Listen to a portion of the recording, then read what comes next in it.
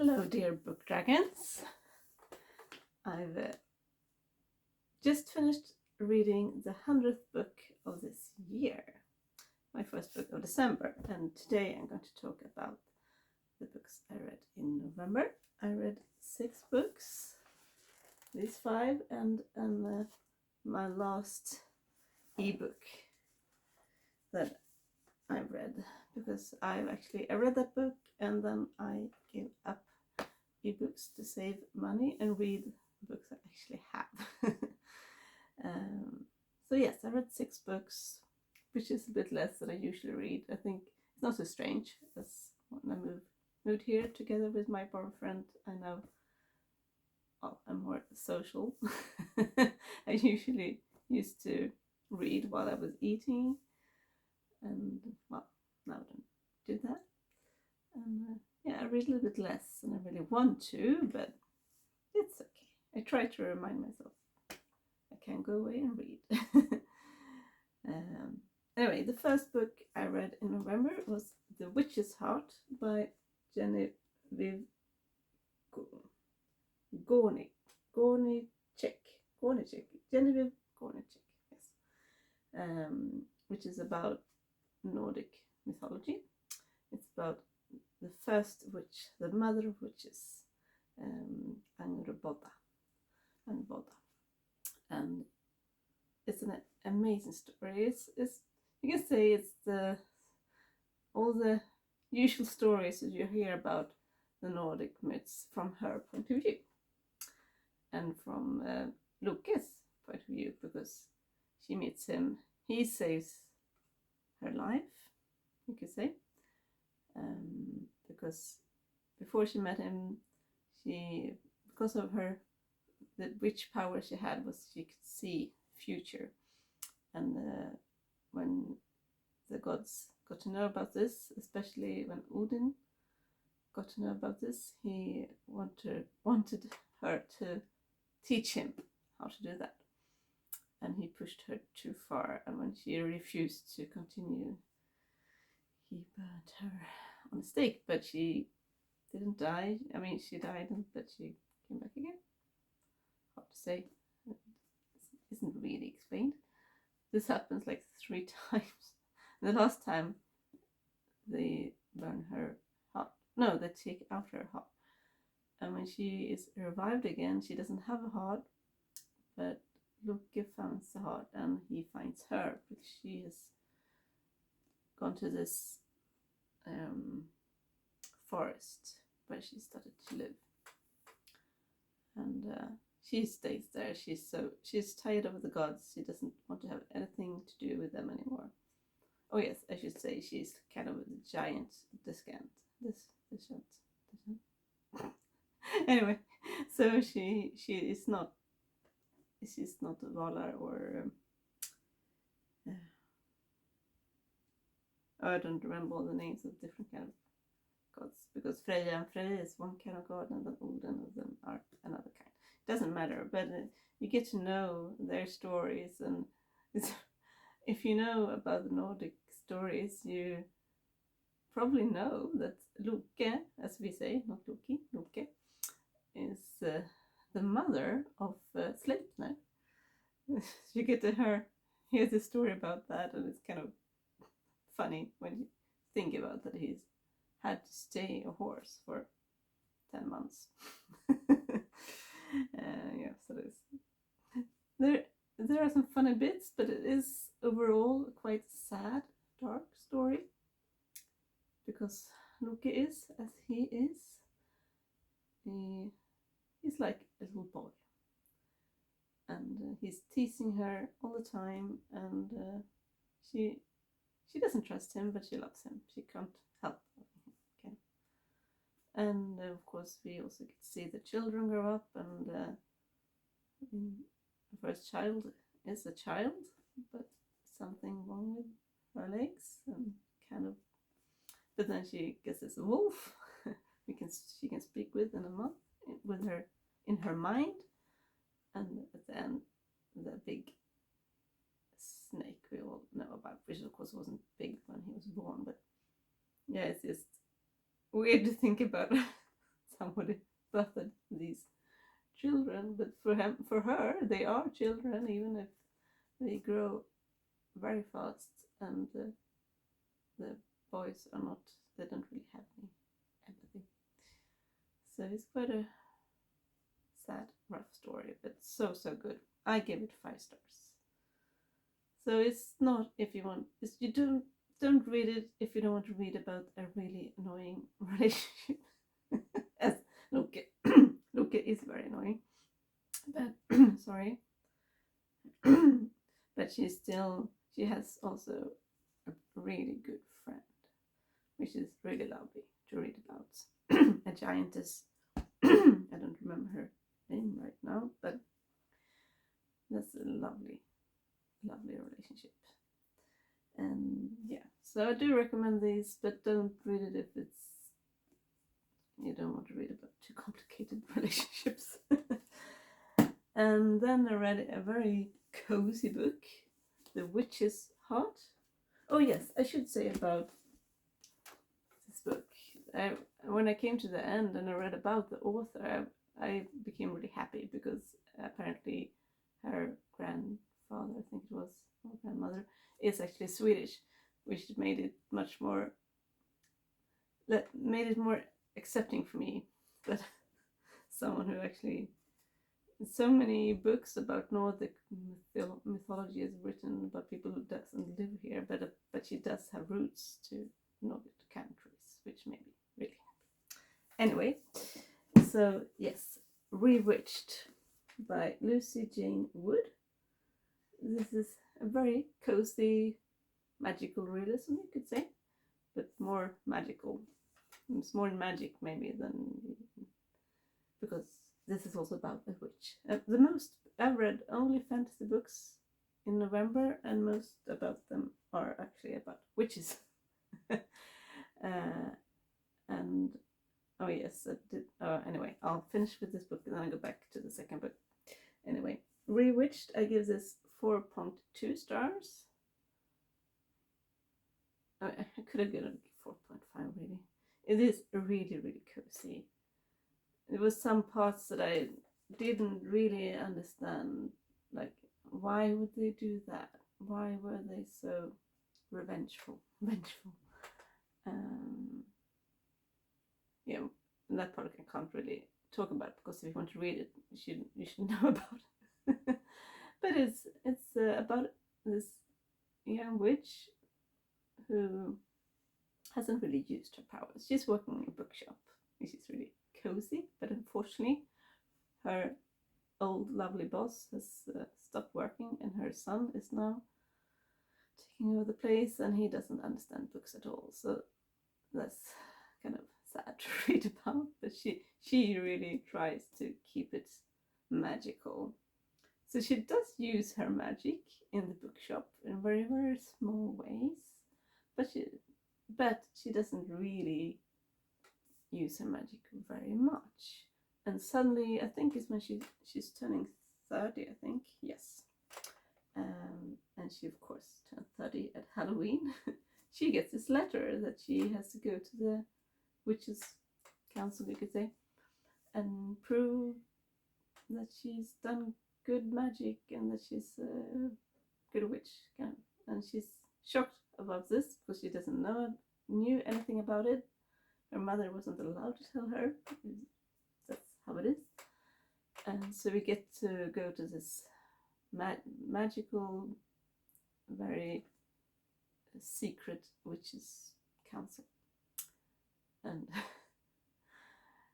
yeah, she gets a month to show that she knows her stuff. And she does get a teacher, and this is so weird. The teacher she gets is a wizard who hasn't been in the magical world for many years. Yeah, it's too complicated to talk about that, but their relationship, he's an old man. It's so sweet, that relationship.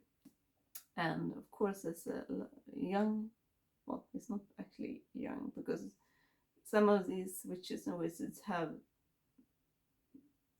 made so they can't die, or maybe they can die, but they can live for a very long time.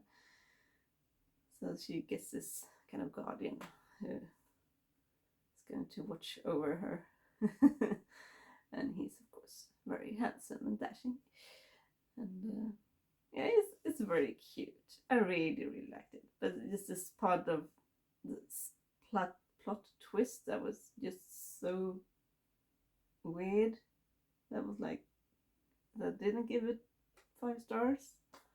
But it doesn't really matter in the end. It's just a lovely book. And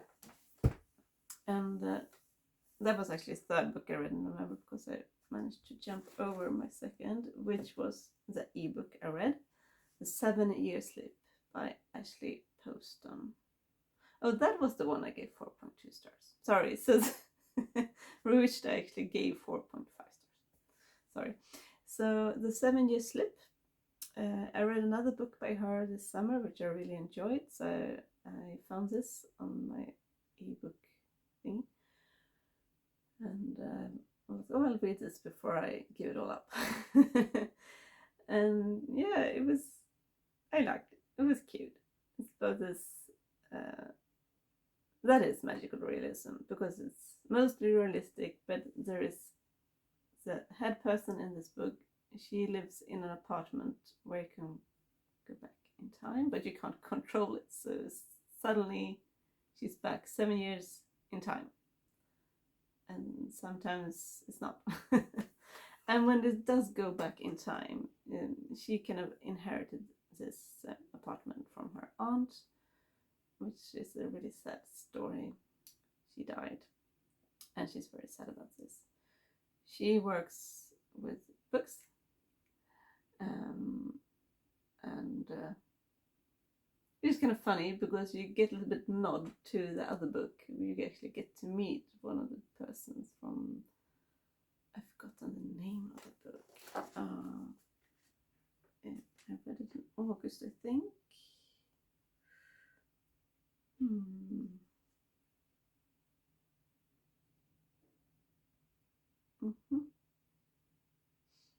Didn't I? Maybe it was in July.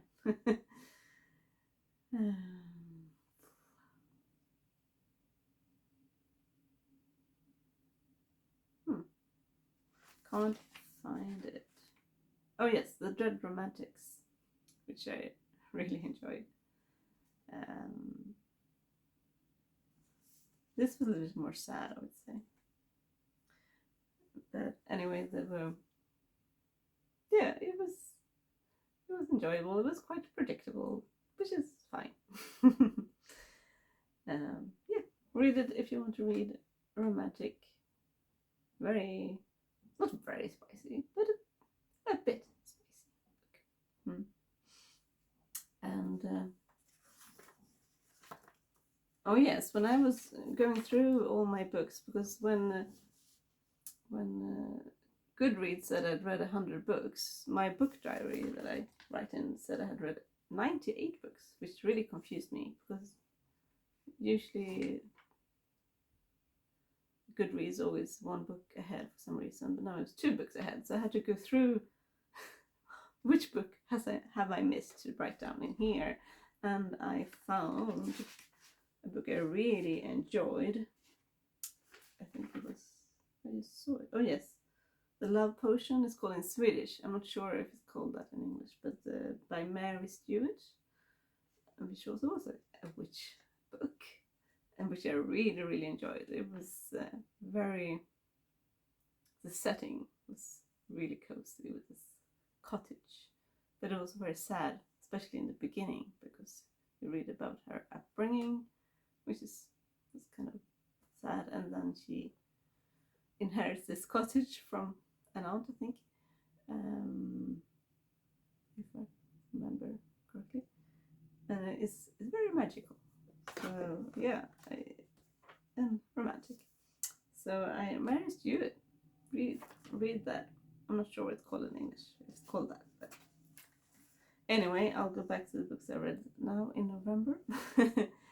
And yes, I kept going with the witch books. So then I read Bring Me Your Midnight by Rachel Griffin, which has been standing in my bookshelf for 2 years, and I really wanted to read them in October. I didn't read so many witch books in October, so it came in November instead. And I gave this 4.5 stars too. I really enjoyed this. It was different than I thought it wasn't exactly what I had imagined actually. But it's about Tana, Lemore Tana is her real name, who lives on this island where only witches lives, and they have this cozy little town where people from the mainland comes and buy their good sweet spells, and dark black magic is totally banned because of history where witches haven't, as you know, witches haven't been very well treated. They kind of, that's the reason why they only use light magic, as they say. Mortana is the daughter of the leader of this coven, and she's supposed to marry this governor's son from the mainland, from the normal, not witchy people. And she has accepted that. Well, she's not in love with him, but he's a fine, good person. He doesn't really understand magic at all, but probably a little bit scared of it as well.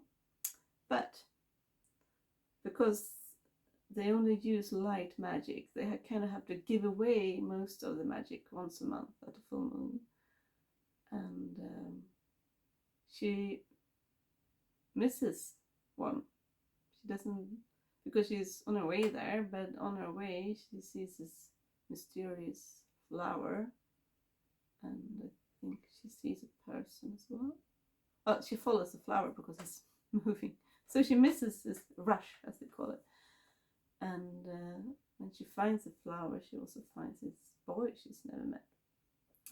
And he's part of another coven who didn't give up the higher magic that they, of course, call it. They don't call it dark magic. They call it high magic, which is interesting because that, which I've read about in other fantasy books, where they used to be called high magic, and when some parts of the magic was not okay anymore, too dangerous, you can kill people with high magic, it was called dark magic. So this is kind of the same in here, but this is shorter, more romantic, and yeah, it was, in the beginning I had a little bit of trouble getting into it because it's set in what's it called, first person, and the books I read before wasn't that, so it was a little bit jarring. But I got into it and I really, really liked it. I found it a little bit annoying that her mother was so, you have to do this to save the witches, to save our reputation. But I was like, but they already have a good life. Why? Yes, of course there are people in the mainland who doesn't like them, and apparently there was a fire and stuff, but it seemed to be mostly okay. And she, of course, has an aptitude for high magic. Yeah, I can really recommend this. Maybe I liked her first books more, but it was quite a while ago I read them. So while I was reading it, I was thinking, oh, I liked her first books better. But now afterwards, I'm like, yeah, that was good. Thank you. This is the third book of her. I think she's coming out with a new one next year. So, and they're all about witches, nature magic.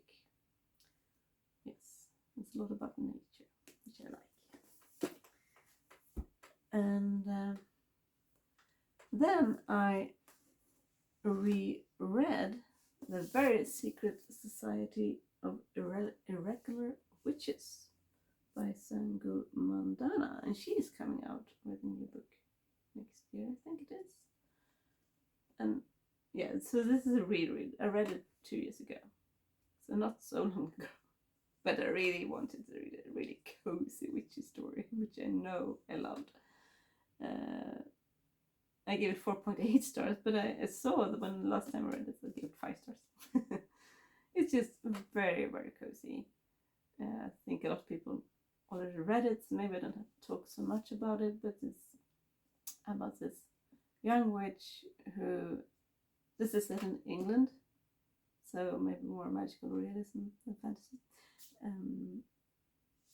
Just like, oh, I didn't say that, but Bewitched also set in England. But in this version of our world, magic is really secret, which was in Bewitched too. But here, witches aren't really allowed to meet very often, because the more witches in the same place, the more things can happen and go wrong. So she's always been moving around a lot. She's been brought up by nannies, really, because there's this curse that when witches get children, the witch will die. So all witches are orphans. At least if you have a daughter witch.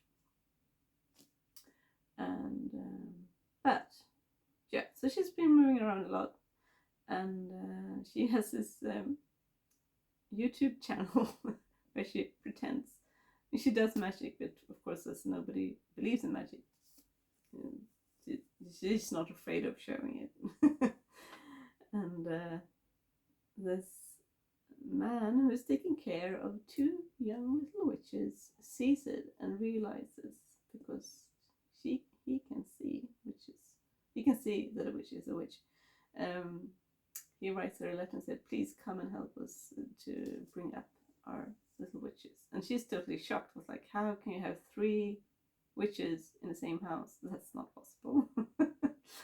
But she goes there, and it's a lovely house, as you can see here. And these little girls are just so adorable. I think it's the middle child who hates her from the beginning. She doesn't want her there, but she's just so funny. You can see quite a lot of parallels to what's it called? Oh no, I don't remember the name of the book, but a totally different book, which is about children staying in an orphanage.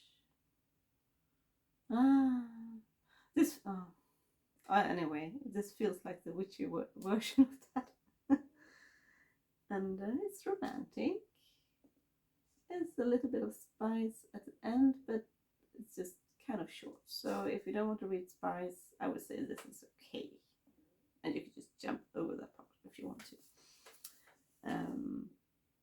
Because there's a dashing but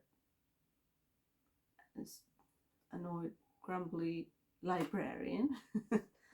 So these kids have lots of people around them, but they don't have any grown-up witch to teach them, so that's her job. So yes, read this. If you haven't read it, read it.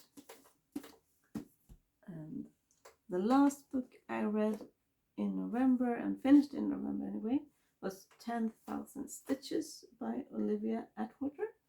So instead of reading ebooks while I'm going to school, I've started reading a little bit thinner books I can bring in my rucksack that doesn't weigh very much. So that's my new thing.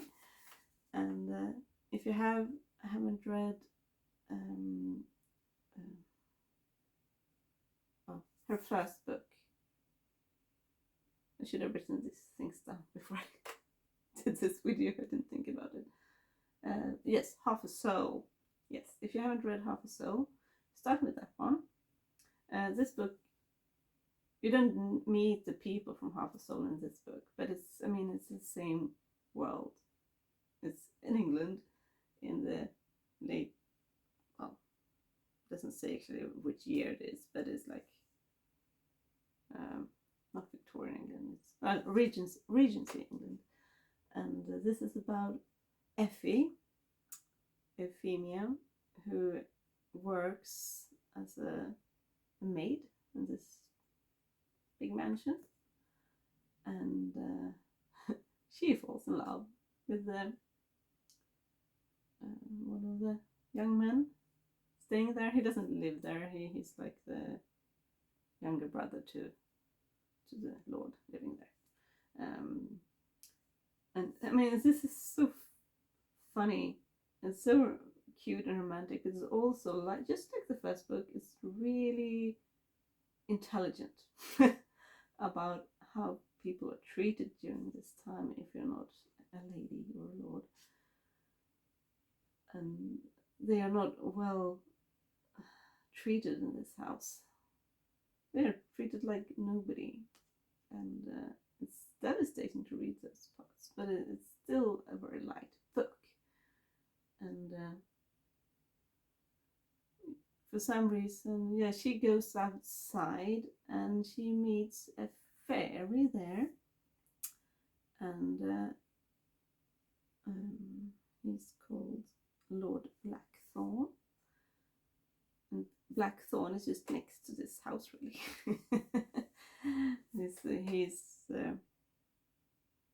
He's not a lord, but he calls himself the Lord because he thinks that's fun.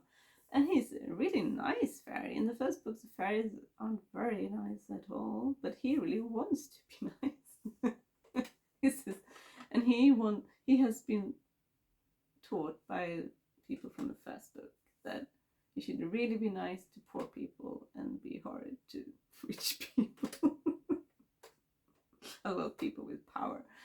And so he wants to help her to get this young lord, and it doesn't really go as he thinks. It just gets worse and worse because he doesn't understand humans really. Well, he doesn't understand that if he's rude to the people in power, it won't help her. But she has power, but she doesn't know she has power. She is called 10,000 Stitches. She is a very good seamstress, and apparently she doesn't know this, but she can embroider her feelings into the clothes she embroiders. It's really fascinating, and yeah, it's really cute. And there's definitely no spies at all in this book. It's very romantic, but no kissing, not even any kissing, I think. No, it's not. So, yeah. Right now I'm reading the book after this, Long Shadow, where you do meet people from the first book. So that's interesting. And yes, those were the books I read in November. And yeah, I started reading Stranger Skies and Long Shadow, which is my new book when I travel. So I have now read 100 books in this year, which I find really good.